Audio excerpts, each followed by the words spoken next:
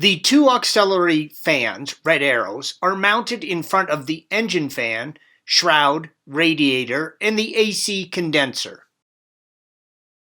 Loosen the condenser from its mounts, but do not open the system. This way you will not need to evacuate the refrigerant or recharge the system later. There are two 10mm bolts that secure the condenser to the lower front section of the vehicle indicated by the red arrows. Use a 10mm socket and remove the two bolts from the bracket, red arrow 1 shown. On the left side of the condenser, there is a small bracket that attaches the hard lines to the frame. Use a 10mm wrench and remove the nut, red arrow. Note, do not open these lines, green and yellow arrows, unless you have properly evacuated the refrigerant from the system. Leave these lines connected.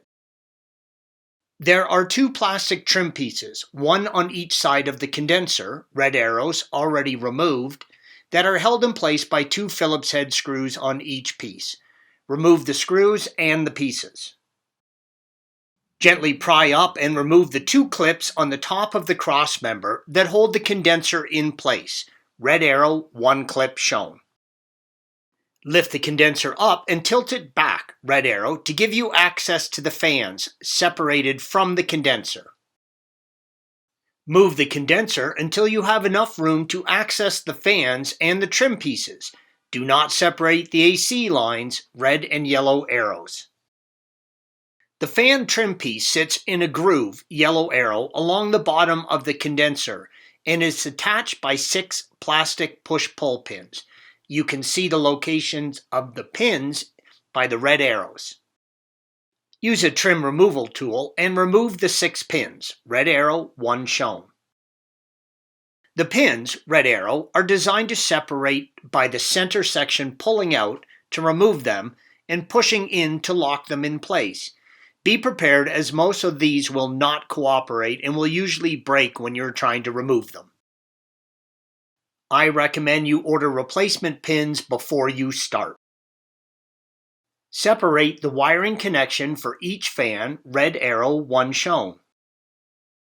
There are 6 8mm bolts holding the fan to the condenser. Remove the 2 on the right side, red arrows, from the outside of the condenser.